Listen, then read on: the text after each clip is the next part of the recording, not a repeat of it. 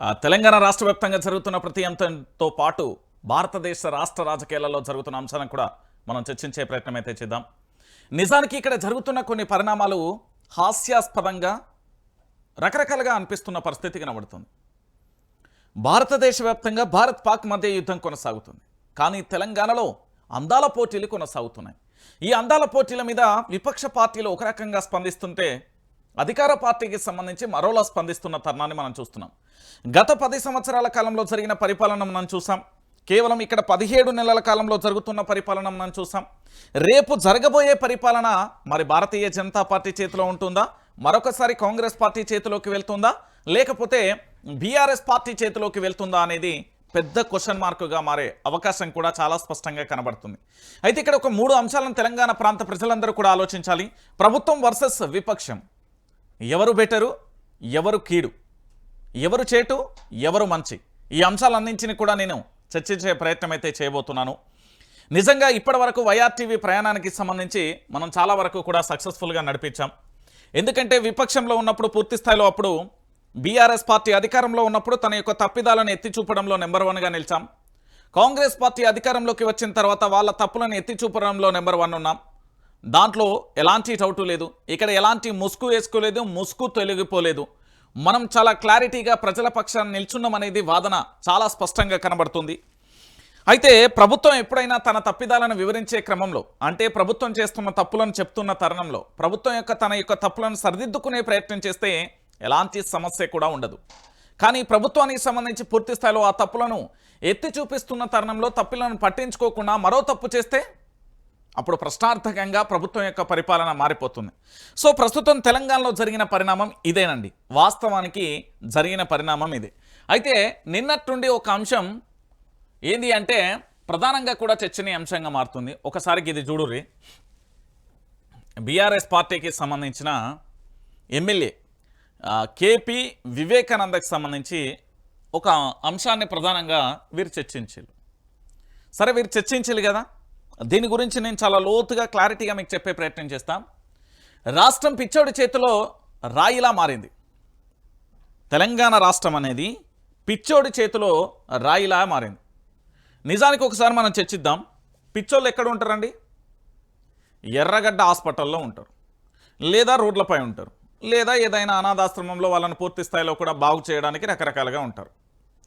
ఒక రాష్ట్ర ముఖ్యమంత్రి అయ్యిండు అంటే అది ఒక సాధారణ స్థాయి నుండి అసాధారణమైన స్థాయికి చేరుకున్నాడు అంటే తను పూర్తి స్థాయిలో ఎంత సక్సెస్ఫుల్ అయితే అంత స్థాయిలోకి వెళ్తారు. నెంబర్ 1 ప్రశ్న.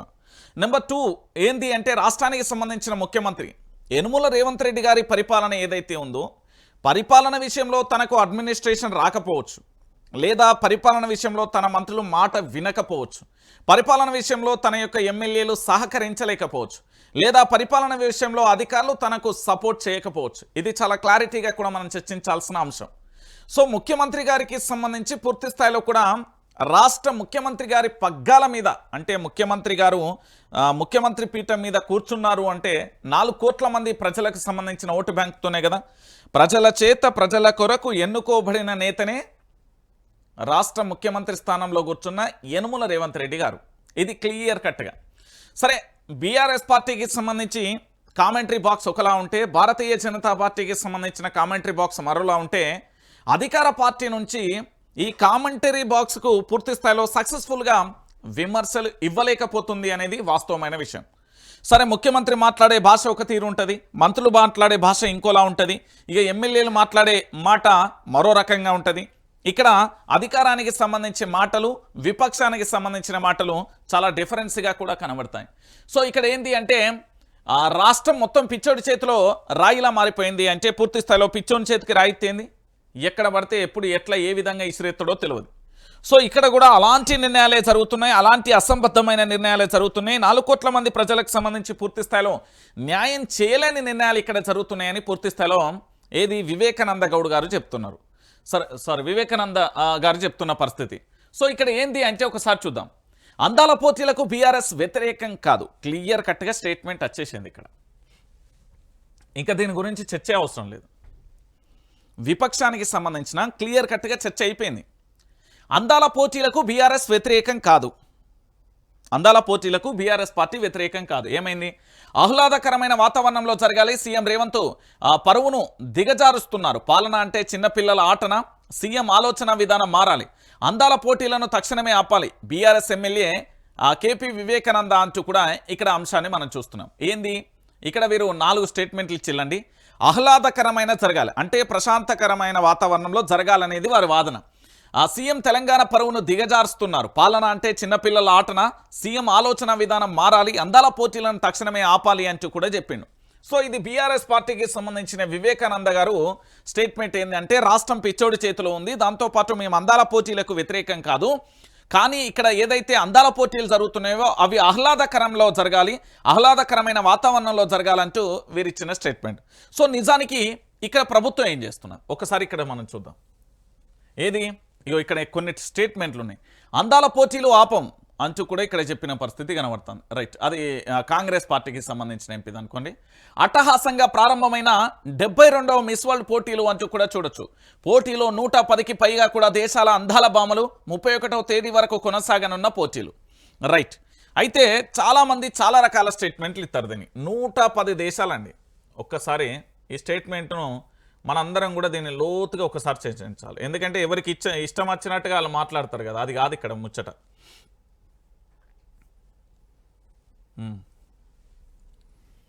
ఇక్కడ మీకు కనబడుతున్న ఈ అందాల పోటీలు ఉన్నాయి కదా, అట్టహాసంగా ప్రారంభమైన 72వ మిస్ వరల్డ్ పోటీలు. హైదరాబాద్లో 72వ మిస్ వరల్డ్ పోటీలు ఘనంగా ప్రారంభమయ్యాయి. ప్రారంభానికి ముందు అందశ్రీ రచించిన రాష్ట్రగీతం జయ జయ హే తెలంగాణ ఆలపించారు. 250 మంది కళాకారులతో కన్నుల పండుగ పేరని నృత్యం ప్రదర్శించారు. 110కి పైగా దేశాలకు చెందిన సుందరీమణులు ఈ కిరీటం కోసం పోటీ పడుతున్నారు. భారత్ తరపున మిస్ ఇండియా నందిని గుప్తా ప్రాతినిధ్యం వహిస్తున్నారు. నందిని గుప్తా ర్యాంపు పైకి రాగానే స్టేడియం మారుమోగింది. ఇక పూర్తి స్థాయిలో కూడా గుస్సాడి, కుమ్మకొయ్య కళాకారుల ప్రదర్శన విదేశీ అతిథులను ఆకట్టుకుంది. కరేబియన్, లాటిన్ అమెరికా అలతో పోటీదారుల రాక స్టార్ట్ అయింది. ముందుగా అర్జెంటీనా కంటెస్టెంట్ ర్యాంప్ వాక్ చేశారు. 2వ రౌండ్లో ఆఫ్రికా ఖండం, 3వ రౌండ్లో యూరోప్ ఖండం ప్రతినిధులు వారి సంస్కృతి సాంప్రదాయాలను ప్రదర్శించారు. చివరి రౌండ్లో ఆసియా ప్రతినిధులు ర్యాంప్ పైకి వచ్చారు. మొత్తం 22 దేశాల నుంచి ప్రాతినిధ్యం వహించారు. వారి యొక్క సంస్కృతి సాంప్రదాయాలను తమదైన శైలిలో ప్రదర్శించారు. రాష్ట్ర ప్రభుత్వ ప్రధాన కార్యదర్శిగా కె రామకృష్ణారావు, డీజీపీ జితేందర్ రెడ్డి, తెలంగాణ రాష్ట్ర పర్యాటక శాఖ చైర్మన్ పటేల్ రమేష్ రెడ్డి, నగర మేయర్ విజయలక్ష్మి, దాంతోపాటు మిస్ వరల్డ్ సీఈఓకు సంబంధించి జులియా మర్లేకు సంబంధించి, ఇక మిస్ వరల్డ్ 2024 విజేత క్రిస్టినాకు సంబంధించి తదితరులు ఈ ప్రారంభోత్సవ కార్యక్రమానికి హాజరే అంటూ కూడా చెప్తున్న పరిస్థితి కనబడుతుంది. రైట్, ఇక్కడ విషయం ఏంది అనేది కూడా చూద్దాం. ఇక్కడ ప్రభుత్వం చెప్పిన లెక్కలు కాదు, ప్రభుత్వం చెప్పిన లెక్కల ప్రకారం పూర్తి స్థాయిలో కూడా 110కి పైగా దేశాలకు సంబంధించిన ప్రతినిధులకు సంబంధించి అంటే అందాల భామలు వచ్చిర్రు అనేది మొదటి అంశం. సరే, ఇక్కడ బీఆర్ఎస్ పార్టీ వాదన ఎట్లున్నది అనేది క్లారిటీ అయిపోయింది. కాంగ్రెస్ పార్టీ వాదన ఎట్లున్నది అనేది క్లారిటీ అయిపోయింది. బీజేపీ ఈ విషయంలో సైలెంట్గా ఉంది. మీ అందరికీ తెలిసిన విషయమే. బీజేపీ సైలెన్స్గా ఉన్నది అందాల పోటీల మీద. ఎక్కడ కూడా స్టేట్మెంట్ కానీ ఇతరత్ర ఇవ్వకుండా చాలా క్లారిటీగా ఉన్న విషయం మీ అందరూ తెలిసిన విషయమే. సో ఇక్కడ పంచాయతీ ఎవరెవరి మధ్య నడుస్తున్నది? బీఆర్ఎస్ పార్టీకి సంబంధించిన సోషల్ మీడియా వారియర్స్, దాంతోపాటు కాంగ్రెస్ పార్టీ సోషల్ మీడియా. ఇక ఇక్కడ మిస్ అయితే ఏమవుతున్నది అంటే ఈ పార్టీకి సంబంధించి ఐదరారు ఈ పార్టీకి సంబంధించిన ఎమ్మెల్యే స్థాయి, ఐదరారు ఈ పార్టీకి సంబంధించిన ఎంపీ స్థాయి నుండి పంచాయతీ మొదలవుతుంది. అయితే అందాల పోటీల విషయంలో నేను చాలా క్లారిటీగా కూడా లోతుగా దీన్ని చర్చిస్తున్నా. ఎందుకంటే అందాల పోటీల విషయంలో ఇక్కడ 110 దేశాలకు సంబంధించిన అందాల భామలు వచ్చారు. వీళ్ళు ఏం చేస్తారు? మిస్ వరల్డ్కి సంబంధించి ప్రపంచవ్యాప్తంగా ప్రతి ఇయర్ ఇది 2025 మిస్ వరల్డ్కి సంబంధించి ప్రకటించడానికి ఉండే ఆస్కారం ఉంటుంది, అందరికీ తెలిసిన విషయమే. అయితే ఈ ఏదైతే పాక్ భారత్కు సంబంధించిన యుద్ధం, మీరందరూ భారత్కు సంబంధించిన యుద్ధానికి సంబంధించి మాత్రమే మీరు ఇక్కడ చూస్తున్నారు. పాక్ భారత్కు సంబంధించిన యుద్ధం ఏదైతే ఉందో ఈ యుద్ధంలో పూర్తి స్థాయిలో కూడా మొదటి కానప్పటి నుండి అందాల పోటీలకు సంబంధించి పూర్తి స్థాయిలో కూడా 200 కోట్ల రూపాయల పెట్టుబడితోనే పూర్తి స్థాయిలో కూడా ఈ అందాల పోటీల నిర్వహణకు ఏర్పాట్లు జరుగుతున్నాయి. ఈ ఏర్పాటు అనేది భారత్ పాక్ మధ్య యుద్ధం కొనసాగక ముందు నుంచే ఈ ఏర్పాట్లన్నీ కొనసాగుతూ వస్తున్న తరుణం కనబడుతుంది. ఈ 200 కోట్లతోని పూర్తి స్థాయిలో కూడా 110 దేశాలకు సంబంధించిన ఏదైతే అక్కడ ఉండే మీడియా కానీ పూర్తి స్థాయిలో కూడా అంటే ప్రసార మాధ్యమాల ద్వారా అన్ని దేశాలలో ఇప్పుడు 110 దేశాలకు సంబంధించి ఇక్కడ మిస్ వరల్డ్ పోటీలకు సంబంధించి ఆయా దేశాలకు సంబంధించిన అందాల పోటీలకు సంబంధించిన వారు ఎవరైతే ఉంటారో ర్యాంప్ వాకో క్యాట్ వాటో ఏదైతే ఒకటి చేస్తారు కదా, ఆ చేసే ప్రయత్నంలో భాగంగా అన్ని దేశాలకు సంబంధించి ఈ 110 దేశాలలో ప్రసార మాధ్యమాలలో భారత్లో అందాల పోటీలు కొనసాగుతున్నాయి. ముఖ్యంగా తెలంగాణ రాష్ట్రానికి సంబంధించిన హైదరాబాద్కు సంబంధించి గచ్చిబౌలి ప్రాంతంలో సో అండ్ సో ప్రాంతంలో జరుగుతున్నాయంటూ కూడా అక్కడ ప్రసార మాధ్యమాలలో ప్రచారం అనేది జరుగుతుంది. ఒకటి ఏంది అంటే ప్రభుత్వం ప్రతిష్టాత్మకంగా తీసుకున్నది ప్రసారం చేయడం, అంటే ప్రసార మాధ్యమాలలో ప్రసారం చేయడం. రెండవది 200 కోట్ల పెట్టుబడి దీనికోసం. మూడోది దీని నిర్వహణకు దాదాపుగా 5,000 మంది పోలీసుల సెక్యూరిటీ. నాలుగోది వచ్చేసి దీనికి సంబంధించి పూర్తి స్థాయిలో కూడా ఈ అందాల పోటీల విషయంలో ఏదైతే పెట్టుబడుల ఆహ్వానం కోసం, ఈ పెట్టుబడుల ఆహ్వానం కోసం అంటే తెలంగాణ రాష్ట్రం, భారత్లోనే తెలంగాణ రాష్ట్రం అనేది చాలా స్పష్టంగా కూడా ఒక కట్టుదిట్టమైన ఏర్పాట్ల మధ్య అందాల పోటీలు అనేది కొనసాగుతుంది. ఈ అందాల పోటీల ద్వారా తెలంగాణ రాష్ట్రానికి పెట్టుబడులను ఆకర్షించేందుకు ఇది మేము నిర్వహిస్తున్నామని రాష్ట్ర ప్రభుత్వానికి సంబంధించి వివరించే ప్రయత్నం చెప్తున్నది. ప్రధానంగా వారు చెప్పే అంశం ఒకటే, ప్రభుత్వం ఏదైనప్పటికీ కూడా మేము 200 కోట్ల రూపాయల పెట్టుబడి పెడుతున్నాం. పెట్టడానికి ప్రధానమైన కారణం ఏంటంటే మిస్ వరల్డ్కు సంబంధించి 2025 పోటీలు ఏవైతే ఉన్నాయో ఆ పోటీల ద్వారా భారతదేశంలోని మన తెలంగాణ రాష్ట్రాన్ని హైదరాబాద్కు పెట్టుబడులు తీసుకురావడం కోసమే మేము ఇలాంటి ప్రయత్నం చేస్తున్నామంటూ వాళ్ళు ప్రభుత్వానికి సంబంధించిన వాదన కొనసాగుతుంది. అయితే దీంట్లో విషయం ఏంటంటే మిస్ వరల్డ్ 2025 పోటీలు కానీ మిస్ వరల్డ్ 2024, 23, 21 ఇట్లా ఇయర్లీ మనం తీసుకుంటూ వెళ్తుంటే ప్రతిసారి కూడా మిస్ వరల్డ్ ఏదో ఒక దేశంలో జరగాల్సిందే, అక్కడ పోటీలు జరుగుతూనే ఉంటాయి. ఎవరికి ఒకరికి మిస్ వరల్డ్గా ప్రకటించే ఛాన్స్ ఉంటుంది. ప్రతి ఇయర్ కూడా ఎవరినో ఒకరిని ప్రకటిస్తారు. ఇది ఏంది అంటే ఎప్పుడు జరుగుతున్న అంశంగా మనం పరిపాటిగా చూస్తున్న అంశం, అంటే ఎప్పటికీ జరిగేదే. ఈ కార్యక్రమం అనేది తెలంగాణలో జరగడం ఒక రకంగా మంచిదే. ఎందుకు అంటే ఇక్కడ 110 దేశాలకు సంబంధించిన అందాల భామలు వచ్చినప్పుడు ఈ 110 దేశాలకు కూడా హైదరాబాద్ అనేది పరిచయం అయిపోతుంది.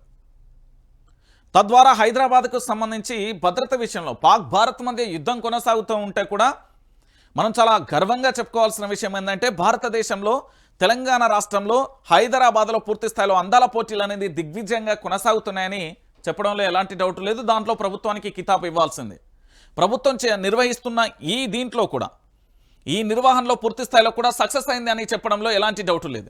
ఎందుకంటే ప్రభుత్వం ఆలోచన 110 దేశాల్లో ప్రసార మాధ్యమాలు కానీ ఇక్కడ పెట్టిన ఈ 200 కోట్లకు దాదాపుగా ఒక 2,000 కోట్లైన పెట్టుబడులు తీసుకురావాలని కానీ 5,000 మంది పోలీసు బందోబస్తు మధ్య పూర్తి స్థాయిలో కూడా ప్రభుత్వం పకడ్బందీ ఏర్పాట్లు చేయడం కానీ పెట్టుబడుల ఆహ్వానం కోసం జరుగుతున్న కార్యక్రమంగా ప్రభుత్వం ప్రధానంగా కూడా వస్తున్న అంశం. అయితే ఇక్కడ మీరందరూ కూడా ఆలోచించాల్సిన విషయం ఏంటంటే ఈ అందాల పోటీలకు సంబంధించి పూర్తి స్థాయిలో విమర్శించే వాళ్ళు అందరూ ఉంటారండి. కానీ ఏదైనా ఒక కార్యక్రమాన్ని నిర్వహించడం ఎంత కత్తి మీద సామనేది కూడా మనం ఆలోచించాల్సిన విషయం. గత ప్రభుత్వానికి సంబంధించి ఇప్పుడు అందాల పోటీలు మిస్ వరల్డ్ 2025 నిర్వహించవచ్చు గాక, ప్రభుత్వం అధికారంలో ఉన్నది కాబట్టి వారికి అవకాశం ఉన్నది కాబట్టి వాళ్ళు నిర్వహిస్తున్నారు. గత ప్రభుత్వానికి సంబంధించి పూర్తి స్థాయిలో అనేక కార్యక్రమాలు నిర్వహించారు. వాళ్ళ ప్రభుత్వానికి అనుకూలంగా ఉన్నాయి, వాళ్ళు నిర్వహించిన పరిస్థితి కనబడుతుంది. అంటే రాష్ట్రం యొక్క పేరు దేశాలు ఖండాలు దాటిపోయే విధంగా కూడా ప్రసార మాధ్యమాలు చేసే అవకాశం ఉంటుంది. ఈ రాష్ట్రానికి సంబంధించి ఒక పక్కన పాక్ భారత్కి సంబంధించిన యుద్ధం కొనసాగినప్పటికీ ఇక్కడ బందోబస్తులో భారీగా ఉన్నది అనే ఒక పాజిటివ్నెస్ వస్తుంది. దానివల్ల పెట్టుబడులు ఆకర్షణీయంగా మారే అవకాశాలు కూడా ఉంటాయి అనేది ప్రధానంగా కూడా జరుగుతున్న ఎపిసోడ్. అయితే దీన్ని ఏంటంటే రకరకాల మందిగా రకరకాలుగా జరుగుతుంది, మీ తెలియని విషయం కాదు. దాంట్లో కొంతమంది విమర్శించవచ్చుగాక, కొంతమంది పూర్తి స్థాయిలో దీన్ని ఎటుపడితే అటు చెప్పొచ్చుగాక. కానీ ఇక్కడ అందాల పోటీలు అనేది దేనికి అనేది సాధారణంగా కూడా మనం చూసుకుంటే ఈ అందాల పోటీలు అనేది తెలంగాణ రాష్ట్రానికి సంబంధించి ఖచ్చితంగా కూడా చాలా అవసరమే అని చెప్పొచ్చు. ఎందుకంటే గతంలో బీఆర్ఎస్ ప్రభుత్వ హయాంలో ఫార్ములా ఈ రేస్ కేసు ఏ విధంగా ఆ పోటీలకు సంబంధించి పర్యావరణ విషయంలో ఎలక్ట్రిక్ వెహికల్ని ఏ విధంగా ప్రోత్సహించిందో ఆ విధంగా పూర్తి స్థాయిలో ఇక్కడికి పెట్టుబడులు రావచ్చు అనే కోణంలో గత ప్రభుత్వం చేసింది.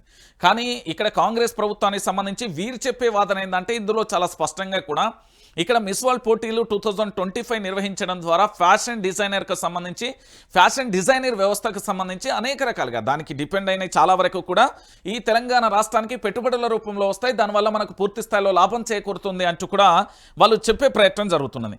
అంటే మనందరం ఆలోచించాల్సింది ఏంటంటే ప్రభుత్వానికి సంబంధించి మంచి చేసే అంటే రాష్ట్ర అభివృద్ధి కోసం మాత్రమే ఇది జరుగుతుంది అనేది వీరు చెప్తున్నారు. అయితే దీంట్లో ఇక్కడ వివేకానంద గారు ఒక స్టేట్మెంట్ ఇచ్చారు. ఏంది రాష్ట్రం పిచ్చోడి చేతిలా మారింది అంటే, సరే మొత్తానికి ప్రభుత్వం ఎట్లున్నదా అనే విషయాన్ని నేను పక్కన పెడితే దాని గురించి కూడా చర్చిద్దాం. బీఆర్ఎస్ పార్టీ అధికారాన్ని కోల్పోయిన తర్వాత కాంగ్రెస్ పార్టీ అధికారంలోకి వచ్చిందండి. కాంగ్రెస్ పార్టీ అధికారంలోకి వచ్చినాక 17 నెలల కాలంలో వారి యొక్క తప్పిదాలు ఒక్కొక్క నెలలో ఒక్కొక్క తప్పిదం చేస్తూ విపక్షానికి ఆయుధాలను ఇచ్చే పరిస్థితి స్వయాన అధికార పార్టీ చేస్తున్న తరుణం అయితే మనకు కనబడుతున్న విషయం మనం చాలా స్పష్టంగా చూసాం. దాంట్లో ప్రధానంగా కూడా మేము 100 రోజులలో 6 గ్యారెంటీలు నెరవేరుస్తాం. అవి 6 గ్యారెంటీలు, 6 గ్యారెంటీలలో 13 అంశాలు ఉంటాయి. ఈ 13 అంశాలు మొత్తం 420 హామీలు ఉంటాయి. ఇవి కేవలం మేము 100 రోజులలోనే నిర్వహిస్తామనేది ఘోరమైన తప్పిదం జరిగింది. ఇది విపక్షానికి ఆయుధంగా మారిపోయింది. దాని తర్వాత పూర్తి స్థాయిలో కూడా డిసెంబర్ 9వ తారీఖున గిట్ల పోయి గట్ల తెచ్చుకోమనే రుణమాఫీ జరిగింది. ఆ రుణమాఫీ విషయంలో కూడా కాంగ్రెస్ ప్రభుత్వం వైఫల్యం చెందింది. వైఫల్యం చెందడంతో అది విపక్ష పార్టీకి ఆయుధంగా మారిపోయింది. దాని తర్వాత రైతు భరోసాకు సంబంధించి పెట్టుబడి సాయాన్ని మేము మంచిగా చేస్తాం, 7,500 నుంచి దాన్ని 17,000 ఇస్తామంటూ కూడా అక్కడ ఆయుధాన్ని విపక్షానికి ఇవ్వడం జరిగింది. దాని తర్వాత గురుకులాలలో సరైన ఫుడ్ పెట్టకపోవడం వల్ల విపక్ష పార్టీకి పూర్తి స్థాయిలో ఆయుధంగా మారిపోయింది. దాంతో తర్వాత ఆటో డ్రైవర్లకు సంబంధించి పూర్తి స్థాయిలో కూడా వాళ్ళ ఆత్మహత్యలు చేసుకుంటే ఫ్రీ బస్ వల్ల నష్టపోతున్నామని చెప్పడం వల్ల అది కూడా కాంగ్రెస్ పార్టీకి ఏంది విపక్ష పార్టీకి ఆయుధంగా మారిపోయింది. అది కాంగ్రెస్ పార్టీ వైఫల్యంగా మారిపోయింది. ఆ తర్వాత జర్నలిస్టుల మీద రకరకాలుగా కేసులు పెట్టడం అది కూడా కాంగ్రెస్ పార్టీకి మైనస్గా మారిపోయి విపక్షానికి ఆయుధంగా మారిపోయింది. దాని తర్వాత మరొక అడిగేస్తే కొడంగల్ నియోజకవర్గానికి సంబంధించి పారిశ్రామిక వాడర్ కారిడార్కు లేకపోతే పరిశ్రమలకు సంబంధించి భూములను లాక్కోవడం విషయంలో ఆ సున్నితమైన విషయాన్ని సున్నితంగా పరిష్కరించకపోవడం వల్ల అది తారాస్థాయికి చేరడం వల్ల అది జాతీయ స్థాయిలో పంచాయతీగా మారిపోయింది. తర్వాత నల్గొండ జిల్లాకు సంబంధించిన రామన్నపేటకు సంబంధించి కూడా ఆదానికి సంబంధించిన సిమెంట్ ఫ్యాక్టరీ విషయంలో కూడా భూములకు సంబంధించి అక్కడ వాతావరణం కలుషితం అయిపోతుంది, దాన్ని సున్నితమైన విషయాన్ని మనం పరిష్కరించకపోవడం వల్ల అది కూడా విపక్షానికి ఆయుధంగా మారిపోయింది. ఆ తర్వాత హైడ్రాకు సంబంధించి పూర్తి స్థాయిలో సున్నితమైన అంశాలవి, అది సెన్సిటివ్ విషయాలు, ఎందుకంటే మనిషి యొక్క జీవితం మీద ఆధారపడి ఉంటాయి. దాన్ని కూడా స్వయంగా పర్యవేక్షించలేకపోవడం, వాళ్ళకి ఎంతో కొంత ఫైన్లు వేసి వారిని తీయకపోవడం అక్కడ మైనస్గా మారిపోయింది. అది విపక్షానికి ఆయుధంగా మారిపోయింది. దాని తర్వాత మూసి విషయంలో కూడా అదే జరిగిపోయింది. దాని తర్వాత తెలంగాణ రాష్ట్ర వ్యాప్తంగా ప్రాజెక్టులు ఉండి కూడా ప్రాజెక్టులకు సంబంధించి పూర్తి స్థాయిలో కూడా నీళ్లు ఉన్నప్పటికీ కూడా దాన్ని సద్వినియోగం అందించకపోవడం వల్ల వైఫల్యం చెందడం వల్ల అది కూడా విపక్ష పార్టీకి ఆయుధంగా మారిపోయింది. సో మొత్తానికి ఇవన్నీ కూడా విపక్ష పార్టీకి ఆయుధంగా మారిపోయింది. మరి ఈరోజు అందాల పోటీ కూడా ఆయుధంగా మారిందా, లేకపోతే అందాల పోటీ అనేది ఎలా మారిపోయింది అనేది ఒకసారి మనం చూద్దాం. ఇక్కడ అందాల పోటీలు ఆహ్లాదకరమైన వాతావరణంలో జరగాలని, యుద్ధ వాతావరణంలో కాదని తెలిపారు. అందాల పోటీలకు 3 అంచెల భద్రత కల్పిస్తామని ప్రభుత్వం షెడ్యూల్ ప్రకటించిందని తెలిపారు. అత్యవసర సేవలు యుద్ధ వాతావరణంలో కొనసాగాలని, అందాల పోటీలు కాదని స్పష్టం చేసింది. సలహాదారులు సీఎంకు ఏం సలహాలు ఇస్తున్నారో అర్థం కావడం లేదని వ్యాఖ్యానించారు. ఆపరేషన్ సింధూర్ నేపథ్యంలో ఖగార్కు సంబంధించి నిలిపివేయాలన్నారు. ఇక ఖగార్కు సంబంధించి ఈ ఖగార్ ఏదైతే ఉన్నో పాల్గొంటున్న బలగాలను కేంద్రం అత్యవసరంగా వెనక్కి పిలిపించిందని పేర్కొన్నారు. సైన్యానికి సంఘీభావంగా దేశమంతా ర్యాలీలు జరుగుతుంటే సీఎం అందాల పోటీలకు క్యాట్వాక్ పోటీలలో బిజీగా ఉన్నారని విమర్శిస్తున్న పరిస్థితి కనబడుతుంది. ఇక్కడ సైన్యానికి ఆల్రెడీ ఈ తెలంగాణలో మొట్టమొదటిసారిగా రాష్ట్ర ముఖ్యమంత్రి యనుమల రేవంత్ రెడ్డి గారి సారథ్యంలోనే సంఘీభావం జరిగింది. ఆ తర్వాత జాగృతి వ్యవస్థాపక అధ్యక్షురాలు ఎమ్మెల్సీ కవిత ఆధ్వర్యంలో జరిగింది. ఆ తర్వాత మల్లారెడ్డి కాలేజీలో మల్లారెడ్డి, దాంతోపాటు మాజీ మంత్రి సిద్దిపేట ఎమ్మెల్యే తన్నీర్ హరీష్ రావు గారి సారథ్యంలో జరిగింది. అంటే ఇక్కడ 3 పర్యాయాలు సంఘీభావాన్ని జరిగిన పరిణామాన్ని వివరిస్తున్నా. దాంతోపాటు సీఎం అందాల పోటీలు క్యాట్వాక్ పోటీలలో బిజీగా ఉన్నారని విమర్శించారు. అనేక విమర్శనాస్త్రాలు పోర్టులను కూడా మూసివేశారని, నిత్యావసర వస్తువుల ధరలు పెరుగుతాయని ప్రజల ఆందోళనలో ఉన్నారని పేర్కొన్నారు. ప్రజల భయభ్రాంతులను పూర్తి స్థాయిలో నిర్వృత్తం చేయాల్సిన సీఎం రేవంత్ అందాల పోటీల బిజీలో ఉన్నారని మండిపడ్డారు. అందాల పోటీలు రాష్ట్ర భవిష్యత్తుకు కీలకమని ఓ చీఫ్ సెక్రటరీ స్థాయి అధికారి మాట్లాడవచ్చా అని ప్రశ్నించారు. సీఎం తెలంగాణ పరువును దిగజారుస్తున్నారని మండిపడ్డారు. పాలన అంటే చిన్నపిల్లల ఆటనా అని ప్రశ్నించారు. ఇక్కడ పంజాబ్ శ్రీనగర్ నుంచి సొంత స్థలాలకు రావాలనుకుంటున్నారని, వారి గురించి సీఎం ఆలోచించారని నిలదీశారు. సీఎం ఆలోచన విధానం మారాలని, అందాల పోటీలను తక్షణమే ఆపివేయాలని కూడా డిమాండ్ చేసిన పరిస్థితి కనబడుతుంది. ఈరోజు ఈ అందాల పోటీలను కనుక ఆపివేస్తే 200 కోట్ల రూపాయలు తీసుకుపోయి మురికి కుప్పల పోసినట్టే. ఇప్పుడు ఈ 200 కోట్ల రూపాయలు ఏం వివేకానంద గారి ఇంట్లోకి వెళ్ళి ఇస్తలేరు, లేదా యనుమల రేవంత్ రెడ్డి గారి ఇంట్లోకి వెళ్ళి వస్తలేవు. అది తెలంగాణలో ఉన్న 4 కోట్ల మంది ప్రజలకు సంబంధించిన పైసలవి.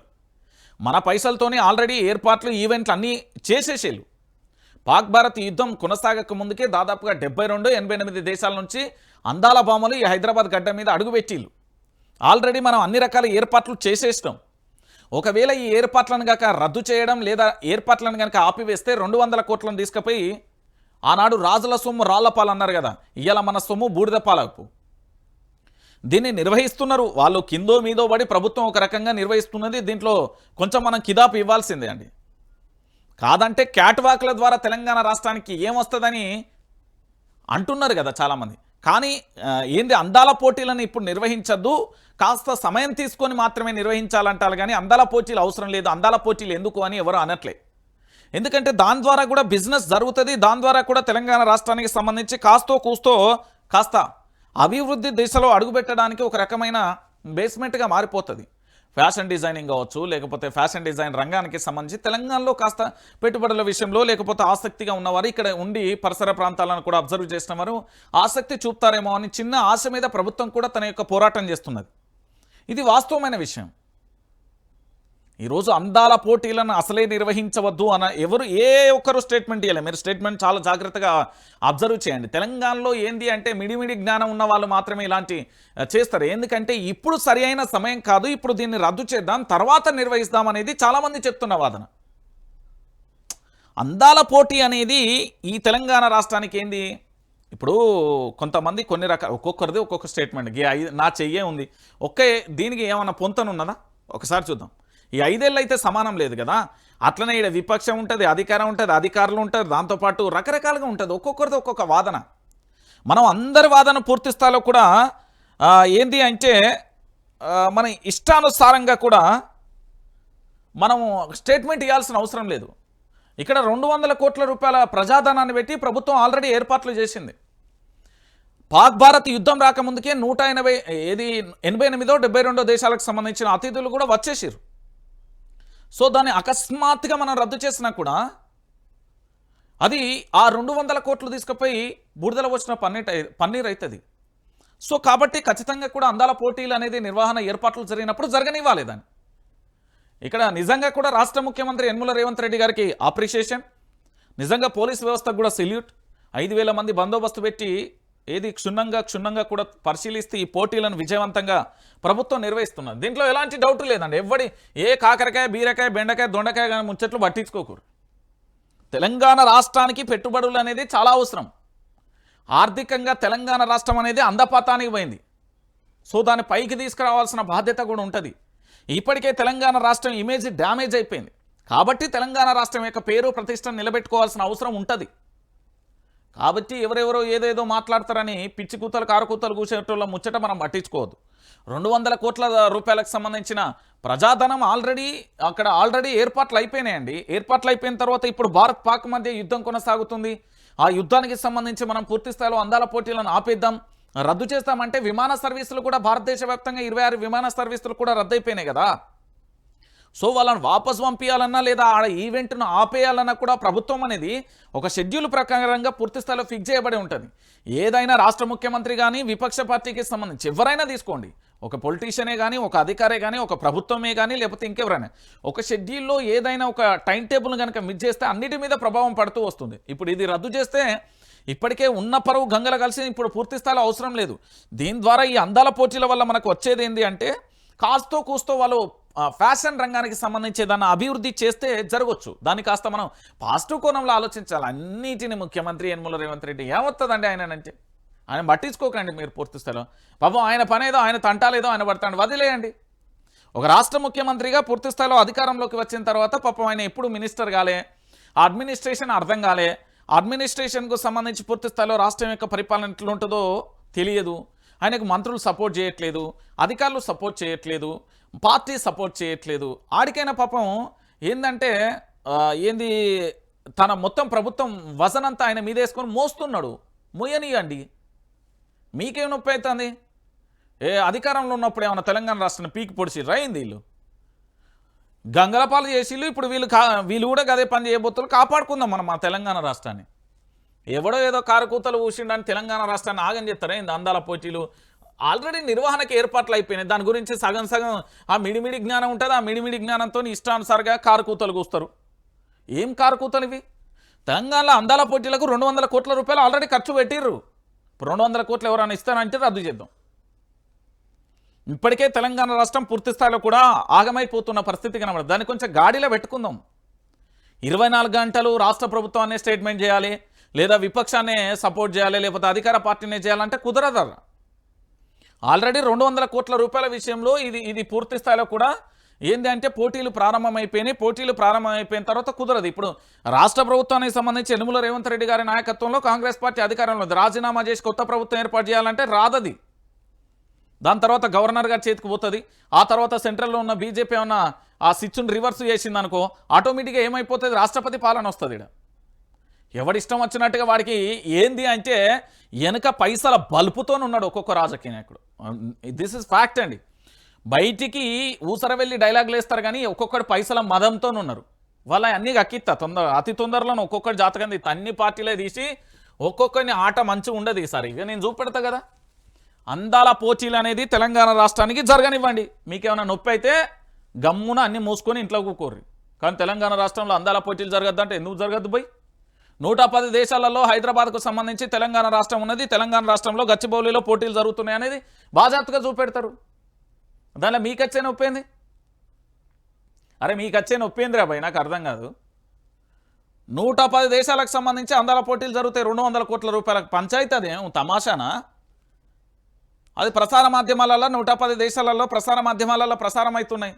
పాక్ భారత్ మధ్య యుద్ధం జరిగిందంటే పాక్ భారత్కు సంబంధించి ఇవాళ ఒక్కరోజే యుద్ధం వచ్చిందా? ఏదో పాక్ భారత్కు సంబంధించిన యుద్ధం అని మాట్లాడుతున్నారు కదా. ఆ యుద్ధం కథ ఏందో కూడా నేను చెప్తా ఆగుర్రి. ఈ దేశ పౌరుడిగా నాకు మాట్లాడే స్వేచ్ఛ ఉన్నది కాబట్టి ఖచ్చితంగా నేను మాట్లాడతా. ఏం జరిగింది నిన్న? ఎవరు ఈయన పేరు డొనాల్డ్ ట్రంప్.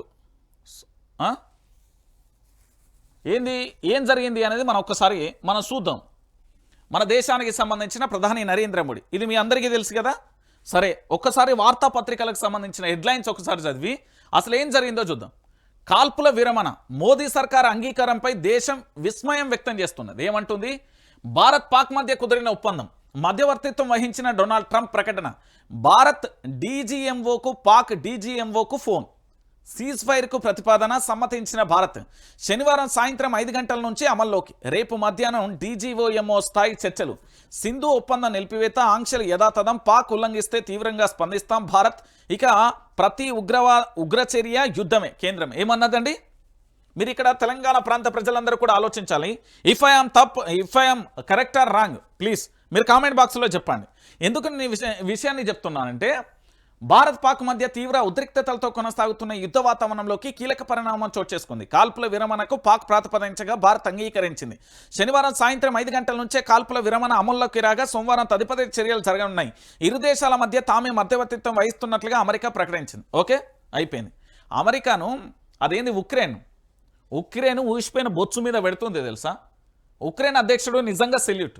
ఎందుకంటే రష్యాకు సంబంధించి ఉక్రెయిన్కు జరుగుతూ ఉంటే ఉక్రెయిన్ తమ ప్రాణాలను కోల్పోతుంది, తమ యొక్క పూర్తి స్థాయిలో జనాలను ఆ దేశ పౌరులను కోల్పోతూ ఉంటే కూడా అమెరికా మాట వినకుండా యుద్ధం ఇంకా కొనసాగుతుంది. ఒకవేళ యుద్ధం వస్తే అడక తింటామనేది సెకండరీ మ్యాటర్, కానీ ఇక్కడ పంతానికి పోయి ప్రాణాలు తీసుకుంటాం అనేది ఇంకొక మ్యాటర్. కానీ ఇక్కడ మనం దేని మీద పోరు పెట్టినాం? ఉగ్రవాద నిర్మూలన మీద పోరు పెట్టినాం. జమ్మూ కాశ్మీర్కు సంబంధించి పహల్గామ్లో జరిగిన దాడిలో భారత్ మీరు హిందువులా ముస్లింలా అంటూ పూర్తి స్థాయిలో జరిగిన చర్చ ఉన్నది కదా. ఆ చర్చలో భాగంగా హిందువులను అతి కిరాతకంగా చంపిన ఉగ్రమూకల మీద పాక్లో ఉన్న స్థావరాలు ఏవైతే ఉన్నాయో ఆ 9 ఉగ్ర స్థావరాల మీద మనం కాల్పులు జరిపినాం. భారత్ దేనికోసం పోరాటం చేస్తుందండి? ఉగ్రవాద నిర్మూలన కోసం పోరాటం చేస్తుంది. మరి పాకిస్తాన్ దేని మీద పోరాటం చేస్తుందండి? హిందుత్వం అయినా మన భారతదేశం. నాకున్న సమాచారం ప్రకారం రేపు భారత్ నాకు తెలిసి అతి త్వరలో కూడా భారత్ పేరు కాస్త హిందుస్థాన్ లేదా హిందుస్థాన్గా మారే అవకాశాలు 100కు 100% కనబడుతున్నాయి. నేనేమంటున్నానంటే భారతదేశం అనేది పూర్తి స్థాయిలో ఉగ్రవాద నిర్మూలన కోసం పనిచేస్తుంది. పాకిస్తాన్ మన దేశ పౌరులను చంపడానికి పనిచేస్తున్నది. ఇక్కడ ఏదో అమెరికా వచ్చింది, అమెరికాకు సంబంధించి నిర్ణయం మధ్యవర్తిత్వం. దేనికోసం మధ్యవర్తిత్వం? నా దేశంలో జమ్మూ కాశ్మీర్కు సంబంధించి భారతదేశానికి సంబంధించిన పౌరులను కోల్పోయా.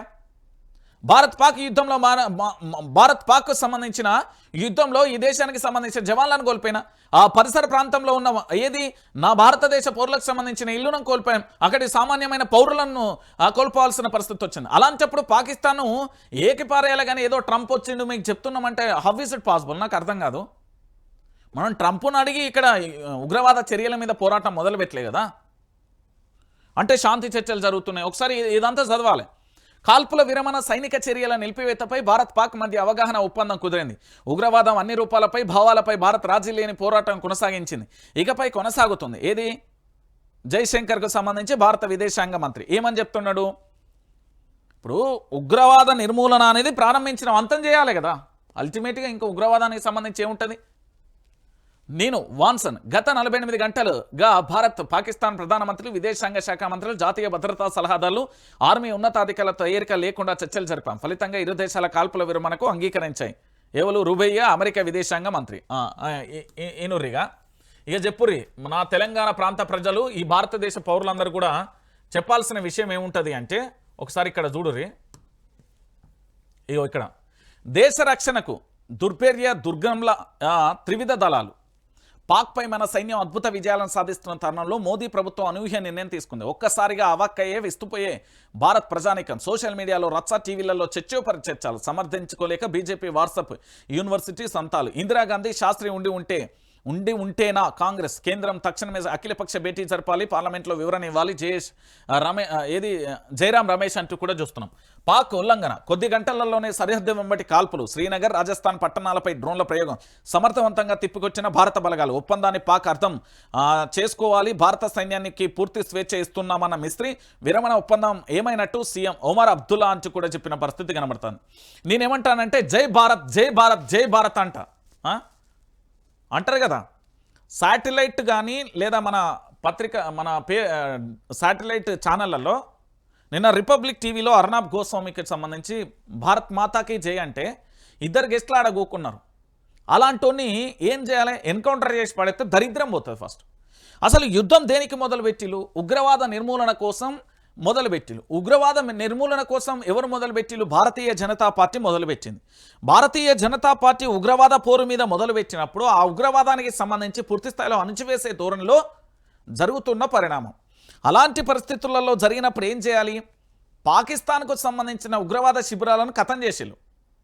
దాంతోపాటు అక్కడ ఉగ్రవాదులను కూడా ఖతం చేయాలి. ఈ దేశానికి సంబంధించిన సైనికులు కానీ, ఈ దేశానికి సంబంధించిన పౌరులు కానీ, వాళ్ళు అమాయకమైన పౌరులు, అమాయకమైన జవాన్లు, వాళ్ళ ప్రాణాలకు కోల్పోయినప్పుడు మనం ధీటుగా ఇంకా సమాధానం చెప్పాలి కదా. ఏదో డొనాల్డ్ ట్రంప్ వచ్చిండట, ఈయన వచ్చి సలహాలు ఇచ్చిండట, మనం యుద్ధం ఆపేస్తున్నామంట.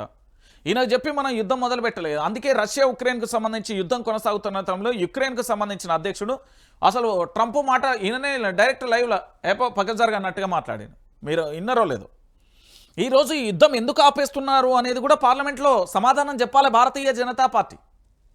దాంతోపాటు ఈ భారతదేశంలో ఉన్న వాళ్ళు, ఈ భారతదేశంలో నివాసం ఉంటున్న వాళ్ళందరూ కూడా భారత్ మాతాకి జై అనాలి. జై భారత్ అన్న వాళ్ళు అందరినీ కూడా ఎల్లగొట్టాలి. మనం అల్టిమేట్గా ఇక్కడ నుండి ఎల్లగొట్టాల్సిందే. ఎందుకంటే ఈ దేశ భద్రత కోసం కావచ్చు, ఈ దేశ పౌరుడిగా, ఇక్కడి వాడిగా, ఈ దేశం కోసం రక్షణ కల్పించేవాడిగా, ఈ దేశాన్ని ప్రేమించేవాడిగా, ఈ దేశాన్ని పూజించేవాడిగా మనకు ఆ హక్కు ఉంటుంది. భారత్ మాతాకు జై అన్నాడు, జై భారత్ అన్నాడు. అలాంటి వాడు ఈ దేశంలో ఎందుకండి? వాని ముసుగు తొలగించాలి కదా. ఈరోజు ఇంకొక బాధాకరమైన విషయం ఏంటంటే, ఇక్కడ డొనాల్డ్ ట్రంప్ కానీ వాళ్ళ విదేశాంగకు సంబంధించి చెప్పింది. ఇప్పుడు నిన్న పాక్ ఏం చేసింది? కాల్పుల విరమణ ఒప్పందం తర్వాత భారత గగనతలంపై కనిపించిన పాక్ డ్రోన్లు ఎంత ఉంటుందండి? పాకిస్తాన్ మొత్తం కరెక్ట్గా చెప్తే పాకిస్తాన్ మొత్తం భారతదేశంలో ఎంత ఉంటుందో తెలుసా? చక్కగా పోతే మన ఒక జిల్లా అంతా కాదు, మన ఉమ్మడి జిల్లాలంతా కాదు. ఒక దెబ్బకు కేల్కతం దుకాణం బంద్ చేయొచ్చు. కానీ అక్కడి పౌరుల దృష్ట్యా ఆలోచిస్తున్నారు కదా. మరి ఆ పౌరులు మన దేశం గురించి ఆలోచించట్లేదు కదా. ఏది నేను నిన్న అక్కడి మీడియాకు సంబంధించిన కొన్ని వీడియోలు చూస్తూ ఉంటే చిన్న చిన్న పిల్లలు మైనర్ పోరగాళ్ళు వాళ్ళు భారత్ అంటే దుష్మన్ అంటారు. మరి అలాంటి వాళ్ళతో మనకెందుకు పంచాయితీ? అక్కడ అట్లా హిప్నాటిజం చేసి చేపిస్తున్న పరిస్థితి కనబడుతుంది. ఇవన్నీ భారతదేశ పౌరుల ప్రశ్నలండి. ఈ దేశానికి సంబంధించిన పౌరుల విషయంలో ఏర్పడుతున్న ప్రశ్నలు ఇవన్నీ. ఇప్పుడు ఒప్పందాలు పూర్తి స్థాయిలో జరిగితే మరి రష్యాకు సంబంధించిన, ఉక్రెయిన్కు సంబంధించి కూడా ఎప్పుడో జరగాల్సిందే కదా. ఇప్పుడు మనం అన్ని పేపర్లు చూద్దామండి. అన్ని పేపర్లు ఏం జరుగుతున్నాయి? ఏంది దేశం కోసం ప్రాణాలు ఇవ్వడానికి సిద్ధం. ఇస్లాం పేరుతో పాక్ మారణ హోమం సృష్టిస్తుంది. ఇస్లాం పేరు పలికే అర్హత పాకిస్తాన్ కోల్పోయింది. చిన్నపిల్లలను చంపమని ఇస్లాం చెప్పలే. పాకిస్తాన్ మాటి మాటికి మజాక్ చేస్తుంది. పాక్ దాడి చేస్తే భారత్ వెనక్కి తగ్గదు. ఎంఐఎం పార్టీ అధినేత అజ్దుద్దీన్ ఓవైసీ అంటూ కూడా చెప్పింది. ఈయన భారత్ మాతాకి జయానాలే, మళ్ళీ ఏదో అంటారు పాకిస్తాన్ ముర్కాబాదా ముస్కాబాదా ఏదో అంటాడు. అది అవన్నీ బంద్ చేయాలి. అజ్దుద్దీన్ ఓవైసీ గారు, మీరు ఇదంతా బాగానే ఉన్నది, దేశం కోసం ప్రాణాలు ఇస్తున్న పాక్ మారణ హోమం సృష్టిస్తుంది, ఇదంతా వాస్తవమే. కానీ మీరు కూడా మార్పు తీసుకురావాలి. భారత్ మాతాకి జై, జై భారత్ అనాలి అంతే. మీ నోట ఇంకా పాకిస్తాన్ ముర్కాబాద్ గిర్కాబాద్ ఏం రావద్దు. ఇక్కడ ప్రాతినిధ్యం వహించే వ్యక్తిగా ఇవన్నీ రావద్దండి. ఇక్కడ పూర్తి స్థాయిలో కూడా నేను ఒక్కొక్కరి స్టేట్మెంట్ కూడా వింటున్న పరిస్థితి కనబడుతుంది. ఇక్కడ పూర్తి స్థాయి కూడా పాకిస్తాన్ అన్ని అబద్ధాలు చెప్పుకుంటా జరుగుతున్న పరిస్థితి కనబడుతుంది. ఇగో భారత్ దాడిలో టాప్ 5 ఉగ్రవాదుల కథం. ఆపరేషన్ సింధూర్లో చనిపోయిన ఉగ్రవాదుల వివరాలు బయటకు. జైషే మహమ్మద్, లష్కరే తోయిబాహి ఉగ్రవాదులు కూడా మరణించినట్టుగా తెలుస్తున్న పరిస్థితి కనబడుతుంది. అయితే మనం ఏం చేసినాం, మే 7న భారతదేశం చేపట్టిన ఆపరేషన్ సింధూర్ ఏదైతే ఉందో దాంట్లో 5 ఉగ్రవాదులు చనిపోయారండి. ఈ 5గురిలో మొత్తం పాకిస్తాన్ ఆక్రమిత కాశ్మీర్కు సంబంధించి పీఓకతో పాటు పాకిస్తాన్లో 9 ఉగ్రవాద శిబిరాల మీద మనం దాడి చేసినాం. సో దీంట్లో పూర్తి స్థాయిలో కూడా భారత సైనిక దళాలు మొత్తం ధ్వంసం చేసిన పరిస్థితులలో 9 ఉగ్ర స్థావరాలు ఏవైతే ఉన్నాయో ఆ 9 ఉగ్ర స్థావరాలలో కేవలం ఎంతమంది అంటే టాప్ 5 అంటే 9 ఉగ్ర స్థావరాలలో అందులో 5 ఉగ్ర స్థావరాలకు సంబంధించిన ఏదైతే ఉగ్రవాద సంస్థ అధినేతలు ఉన్నారో వాళ్ళు మరణిస్తే ఆ దేశానికి సంబంధించిన ఆర్మీ పోతుంది, ఆ దేశానికి సంబంధించిన పోలీసులు పోతారు, ఆ దేశానికి సంబంధించిన రాజకీయ నాయకులు పోతారు, ఆ దేశానికి సంబంధించిన అందరూ పోతారు. పొలిటీషియన్ పోయినప్పుడు ఉగ్రవాదానికి డైరెక్ట్గానే మేము సపోర్ట్ చేస్తున్నాం. ఈ లత్తకొర పాకిస్తాన్ బాడకవులకు సంబంధించి అంత లైవ్లో కనబడతా ఉంటే ఇంకా మనం వాళ్ళని ఎట్లా ఆస్వాదిస్తాం? ఏంది పాక్ భారత్ ఒప్పందం చేసుకుంది, కాల్పుల విరమణ జరుగుతుందని మనం ఎట్లా యాక్సెప్ట్ చేయాలి ఈ దేశ పౌరుడిగా? ఇక్కడ ఉగ్రవాదానికి సంబంధించి లైవ్లో జరుగుతున్నప్పుడు మరి ఇదే భారతదేశానికి సంబంధించి ఒప్పందం మధ్యవర్తిగా వచ్చిన అమెరికాకు సంబంధించిన డొనాల్డ్ ట్రంప్ కానీ అక్కడ విదేశాంగ మంత్రి కానీ ఇగో మీరు ఇంత దారుణంగా కూడా ఉగ్రవాదులకు సంబంధించి వాళ్ళకు నివాళులు అర్పించే ప్రయత్నం చేస్తున్నారు, ఉగ్రవాదులకు మీరు మీ దేశం ఏంది పూర్తి స్థాయిలో కూడా ముందుండి నడిపిస్తుంది అనేది ఈ సజీవ సాక్ష్యాన్ని ఐక్యరాజ్య సమితి వేదికన లేకపోతే ప్రపంచ దేశాలందరికీ చెప్పే విధంగా టెలికాస్ట్ చేసి వాళ్ళు కూడా స్పందించాల్సిన అవసరం ఉంటుంది కదా. అదంతా ఎక్కడికి పోయిందండి? ఇవన్నీ బేసిక్గా నిజాలండి బాబు, ఇవన్నీ వాస్తవాలండి బాబు. ఈ పాకిస్తాన్ మారణ హోమం సృష్టిస్తూ ఉంటే మేము భారత్ పాకు ఏంది ఒప్పందానికి ఓకే అన్న కాల్పుల వాడు అయిన తర్వాత మన జమ్మూ కాశ్మీర్ రాజస్థాన్కు సంబంధించి పూర్తి స్థాయిలో డ్రోన్లను ప్రయోగించిండు. పిచ్చి కుక్క లేక వాటన్నింటిని కూడా మనం ఖతం చేసి పడేసినాం, పిచ్చి కుక్కలను చేసినాం మనం. కానీ ఈ ఒప్పందాలు కొనసాగితే మనది పీఓకే పాక్ ఆక్రమిత కాశ్మీర్ ఏదైతే ఉందో ఆ కాశ్మీర్ మనదే కదా, మనం తెచ్చుకోవాలి కదా. తెచ్చుకుంటే ఏమవుతుంది, ఇక్కడ పూర్తి స్థాయిలో యుద్ధం మొదలవుతుంది, అటు చైనా పాకిస్తాన్ అవుతుంది. మళ్ళీ దాంతోపాటు టర్కీ ఆపదలో ఉన్నప్పుడు దోస్తు పేరుతోని ఈ భారతదేశం మన ప్రజలు మన సొమ్ము వాళ్ళకు సాయం చేసినాం. వాళ్లకు సిగ్గుసర మానవత్వం లేకుండా పాకిస్తాన్కు డ్రోన్కు సంబంధించిన డ్రోన్లను పూర్తి స్థాయిలో డ్రోన్ షూటర్ అనుకుంటా, అంటే తుపాకీ పెట్టి అది ఎక్కడైతే ఆ డిస్టెన్స్ ఉంటుందో ఐడెంటిఫై చేసి అదే కాలుస్తుంది. కానీ డ్రోన్ తుపాకులను వాళ్ళు సప్లై చేసిరు. అంటే ఒకసారి ఆలోచించండి, పాకిస్తాన్ ఉగ్రవాదానికి టర్కీ కూడా సపోర్ట్ చేస్తున్నది. దీంట్లో భాగంగా మరి ఇంత దారుణంగా లైవ్లో కనబడుతున్నది కదా. మరి దీని గురించి ఏది? పాకిస్తాన్వి అన్ని అబద్ధాలే. పాక్ దాడిలో భారత ఆర్మీకి ఏం కాలే, భారత దాడిలో పాక్కు తీరని నష్టం, ఎల్ఓసి కోలుకోలని దెబ్బ కొట్టాం. ఇక మీడియాతో భారత సైన్యం అంటే నిజంగా భారత సైన్యానికి సెల్యూట్, నీ కాదంటలేను. వీళ్లకు గనక పూర్తి స్వేచ్ఛ ఇచ్చినట్టయితే నేను చెప్తున్నా కదా, ఉగ్రవాదులను కీమ చేసి పట్టుకొస్తారు. నిజంగా వీళ్ళ పాదాలకు వందనాలు. ఈ దేశంలో ఇంత స్వేచ్ఛగా ఇంత హాయిగా నేను మాట్లాడుతున్నాను అంటే, నా భావ ప్రకటన స్వేచ్ఛ ఇంత అద్భుతంగా ఉంది అంటే కారణం ఈ దేశాన్ని రక్షించే ఆర్మీ జవాన్లు, నిజంగా త్రివిధ దళాలు. ఈ త్రివిధ దళాల వల్ల ఈరోజు మనం ఈ హైదరాబాద్ గడ్డ మీద ఈ వైఆర్టీవీ స్టూడియోలో ఇంత స్వేచ్ఛగా నేను మాట్లాడుతున్నా అంటే దానికి కారణం త్రివిధ దళాలు. వాళ్ళ రక్షణలో మన భారతదేశం చాలా అద్భుతంగా ఉంది కాబట్టి మనం ఇలా మాట్లాడుకుంటున్నాం, ఇంత హ్యాపీగా ఉండగలుగుతున్నాం. వాళ్ళు ప్రాణాలు పరంగా పెట్టి మన దేశాన్ని ఇంత రక్షిస్తున్నారు. నిజంగా వాళ్ళకి సెల్యూట్. నిజంగా చెప్తున్నా, ఏ తల్లి కన్న బిడ్డలో కానీ ఆ తల్లులందరికీ కూడా పాదాభివందనం. నిజంగా చెప్తున్నా, ఈ దేశం కోసం వాళ్ళు చేస్తున్నది. ఇక ఇక్కడ ఏంది, విక్రమ్ మిస్త్రీ గారు నిన్న ఒక స్టేట్మెంట్ ఇచ్చారండి. పాక్ బాధ్యత వహించాల్సిందే, కాల్పుల విరమణపై చర్యలు తప్పు, ఎల్ఓసి దగ్గర కాల్పులు జరిపింది, కాల్పుల ఉల్లంఘనను తీవ్రంగా పరిగణిస్తున్నాం, పాక్ కాల్పులను ఆర్మీ సమర్థవంతంగా తిప్పికొడుతుంది, మీడియాతో విక్రమ్ మిస్త్రీ అంటూ కూడా చెప్పిన పరిస్థితి కనబడుతుంది. వాస్తవానికి కూడా మనం చర్చించదలుచుకుంటే కాల్పుల ఒప్పందంకి సంబంధించి అంటే రణరంగమే ఏంది వంకర బుద్ధి చూపించుకున్న పాకిస్తాన్ ఏంది కుక్కతో ఒక వంకర అన్నట్టుగా పాక్ వంకర బుద్ధి మారడం లేదు. ఒకవైపు కాల్పుల విరమిద్దామని కోరిన 4 గంటలలోనే తన వక్ర బుద్ధిని ప్రదర్శించింది.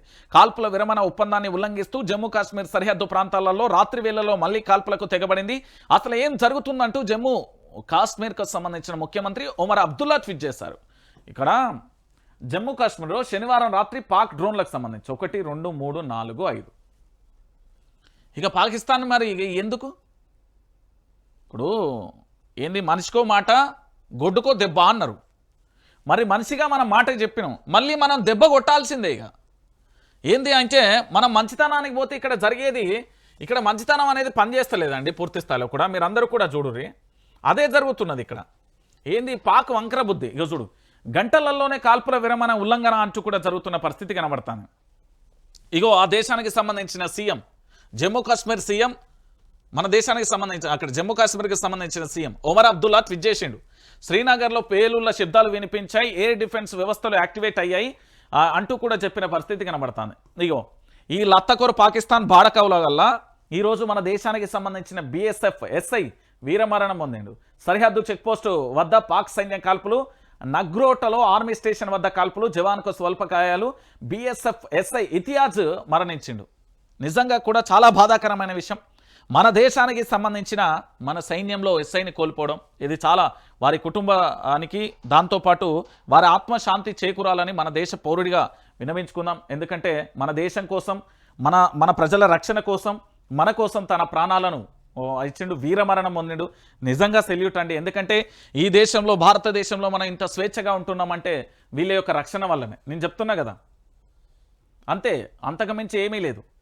పాక్ తన వంకర బుద్ధిని మరోసారి బయటపెట్టింది. పాక్ దాడులకు ఇండియా ధీటుగా జవాబిస్తున్నది. భారత్ ప్రతిస్పందన దాడులతో బెంబేలెత్తిన పాక్ శనివారం కాల్పుల విరమణ ప్రతిపాదన చేసింది. పాకిస్తాన్ది శాంతి పదమని పేర్కొంటూ సీజ్ ఫైర్ ఒప్పుకోవాలని భారత్కు విజ్ఞప్తి చేసింది. ఇందుకు భారత సైతం అంగీకరించింది. ఇందుకోసం రాత్రి పగలు సంప్రదింపులు జరపామని అమెరికా అధ్యక్షులు డొనాల్డ్ ట్రంప్ సైతం ప్రకటించుకున్నారు. ఈ ప్రకటన వెలువడిన గంటల వ్యవధిలోనే పాక్ డీల్ను ఉల్లంఘించింది. భారత్ పైకి డ్రోన్లతో దాడికి యత్నించింది. పెద్ద సంఖ్యలో డ్రోన్ల కదలికను కనిపించడంతో భారత ఆర్మీ డిఫెన్స్ వ్యవస్థ యాక్టివేట్ చేసినట్లుగా తెలుస్తుంది. కాగా డ్రోన్లు కనిపిస్తే వాటిని కూల్చివేయాలని బార్డర్ సెక్యూరిటీ ఫోర్స్ కు ఆదేశాలు జారీ అయ్యాయి. దీంతో పలు చోట్ల డ్రోన్లను కూల్చివేసింది అంటూ కూడా చూస్తున్న పరిస్థితి కనబడుతుంది.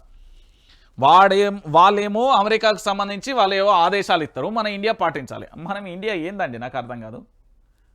100 కోట్ల జనాభా ఇక్కడి దేశ పౌరులు నిన్న ఒక ప్రకటన చేస్తే ఇండియన్ ఆర్మీలో చేరమంటే చేరి పిచ్చి కుక్కలను కాల్చినట్టు కాలుస్తారు. హైలైట్ బాధాకరమైన విషయం ఏంటంటే ఇండియన్ ఆర్మీ దుస్తులలో 5 వచ్చి మన దేశానికి సంబంధించి ఉగ్రవాదులు ఇక్కడ చెరబడే ప్రయత్నం చేస్తే మనోళ్ళు సమర్థవంతంగా తిప్పికొచ్చిన పరిస్థితి కనబడుతుంది.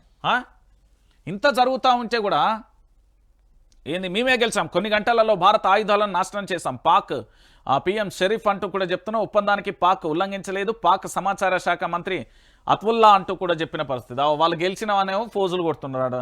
ఇక చూడు ఇగో ఇట్లున్నది పాకిస్తాన్ కథ. ఈ మురిగే కుక్కల కరిసే కుక్కలు అంటారు చూడు, ఇగో ఇట్లున్నది కథ. ఇది మనం మురగం, మనం అంతా డైరెక్ట్ అటాకే ఉంటుంది. నేను చెప్తున్నా కదా, ఇక్కడ జరిగిన పరిస్థితి ఇదే. ఇక దాంతోపాటుగా ఇంకొక విషయాన్ని ఏంటంటే ఇక మన ముఖ్యమంత్రి యనుమల రేవంత్ రెడ్డి గారు మళ్ళొక ముచ్చటేదో చెప్పిండి, ఒకసారి చూద్దాం.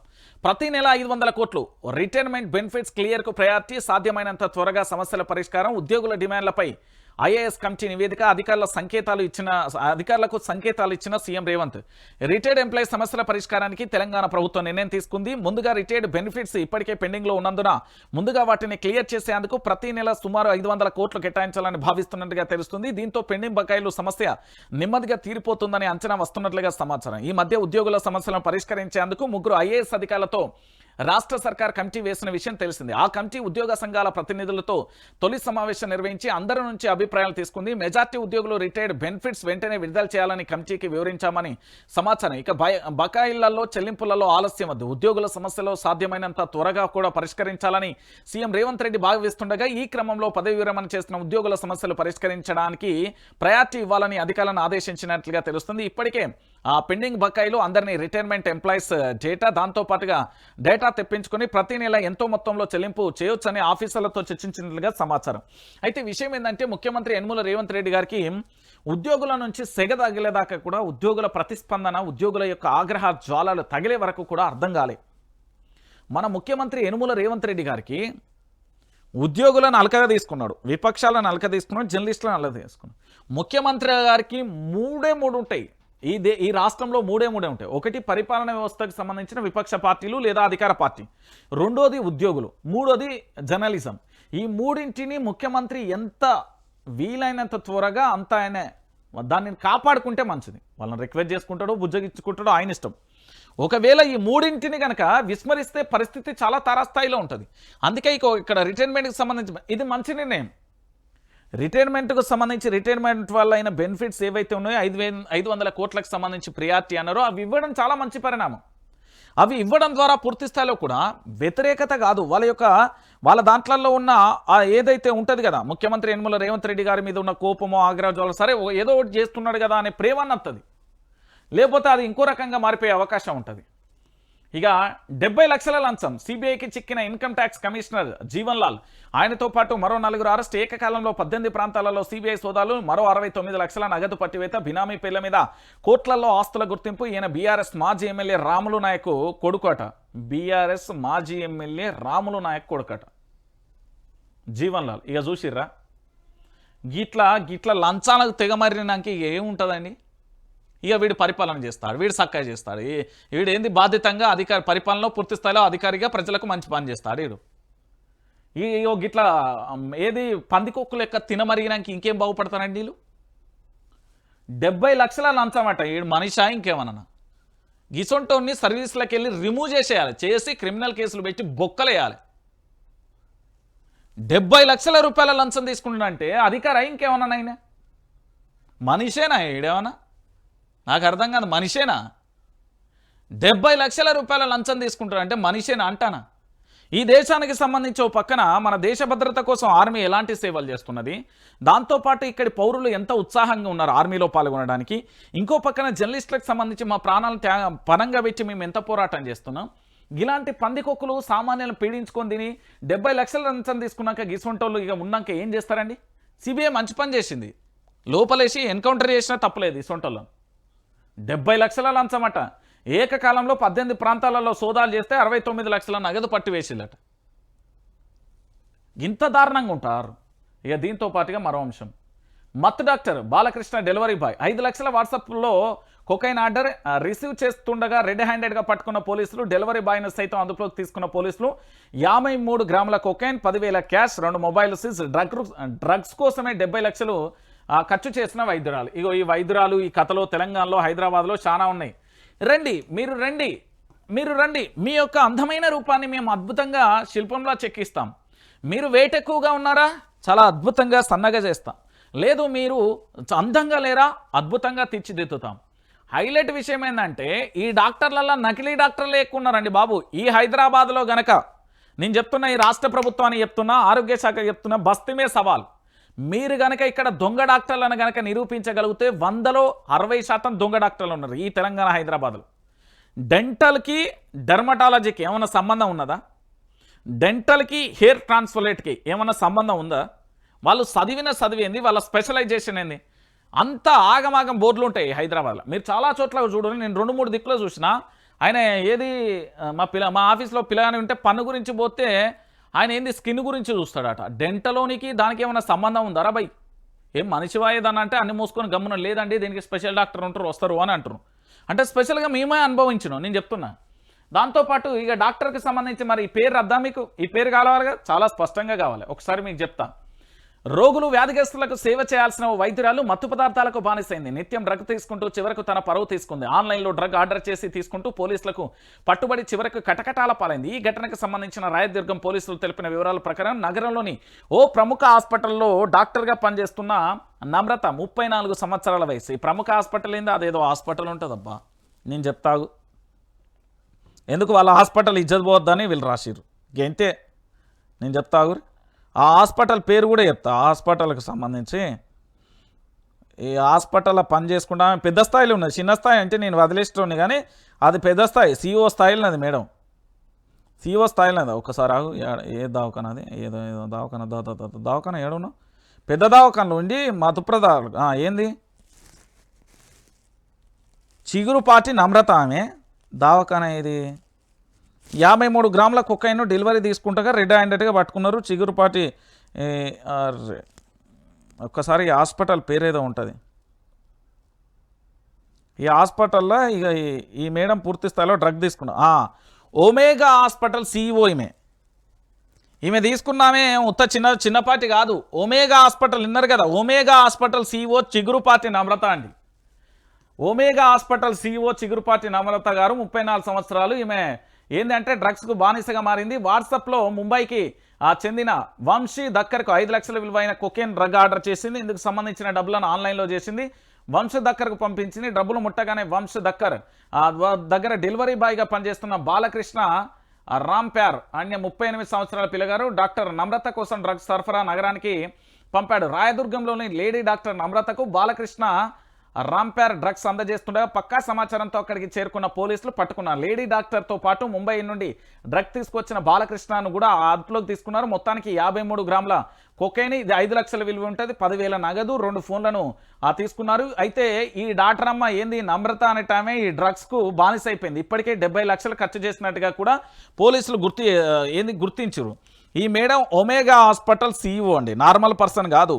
డ్రగ్స్ తీసుకుంటా రెడ్ హ్యాండెడ్గా బుక్ అయిన ఈ మేడం గారు ఒమేగా హాస్పిటల్ CEO చిగురుపాటి నమ్రత. ఈ మేడం చిగురుపాటి నమ్రత దాదాపుగా డ్రగ్స్ కోసమే 70 లక్షల రూపాయల ఖర్చు పెడుతున్నారు. 70 ప్రజల ప్రాణాలకు సంబంధించి ఈడ మేడం పేట వేయలే. మరి ఎందుకు ఏమైనా పేపర్కి ఏమైనా ముచ్చినాయే ఏం పాడు ఏంది కథ పేపర్లో ఈయనతో పాటు ఆమె కూడా వేయాలి. ఒమేగా హాస్పిటల్ CEO అండి, నాట్ ఓన్లీ చిన్న డాక్టర్ ఏదో కాదు, ఏది చిల్లా చిత్రగా కాదు, ఒమేగా హాస్పిటల్ CEO ఆమె. దానికి సంబంధించి పూర్తి స్థాయిలో కూడా ఏంది మొత్తం డ్రగ్స్కు బానిస అయిపోయింది. ఈ డాక్టర్ల కథ కూడా తెలవాలి. రోత డాక్టర్లు, దొంగ డాక్టర్లు, లంగ డాక్టర్ల కథ ఏందో తెలవాలి. మంచోళ్ళు ఉన్నదా అది సెకండరీ. వాళ్ళని మేము కరోనా సమయంలో చూసినాం, వాళ్ళ కష్ట సుఖాలు చూసినాం, వాళ్ళ బాధలు చూసినాం, వాళ్ళు ఎంత అద్భుతంగా పనిచేస్తున్నారో అది మేము చూసినాం. అది వేరే విషయం. నేను చెప్తున్నా కదా, ఈరోజు ఈ తెలంగాణ హైదరాబాద్లో డాక్టర్లకు సంబంధించి వెరిఫికేషన్ చేస్తే దొంగ డాక్టర్లు, నకిలీ డాక్టర్లు 60% తేలుతారు. నేను చెప్పినా కదా ఇప్పుడు ఒకటి మాకే ఫేస్ అయింది. పళ్ళ డాక్టర్ దగ్గరికి పోతే వాడు ఇంకో డాక్టర్, వానికి ఏం సంబంధం నాకు అర్థం కాని పరిస్థితి కనబడుతుంది. ఈ కథలేందో కూడా అర్థం కాని పరిస్థితి కనబడుతుంది. నేనేమంటున్నానంటే ఈ ఒమేగా హాస్పిటల్ కానీ ఇతరత్ర CEOగా పనిచేస్తున్నది కదా, సో మరి అంత పెద్ద హాస్పిటల్కి అట్లా పనిచేస్తామని దొరికినాక ఇక తెలంగాణలో ఇంకేముంటుంది? తెలంగాణ ప్రాంత బిడ్డలారా మీరు అందరూ ఆలోచించాల్సిన విషయం ఏంటంటే, మీరు ఇగో ఇక్కడ కనబడుతున్న ఈ YRTV ఉన్నది కదా, ఈ YRTVకి సంబంధించి పూర్తి స్థాయిలో కూడా ఇగో మీరు ఇక్కడ ఖచ్చితంగా కూడా మీరు ఏమన్నా అనుకోరి పిల్లగాలు ఇగో ఇక్కడ సబ్స్క్రైబ్ చేసుకోరి, ఇక్కడ లైక్ చేయరి, షేర్ చేయరు.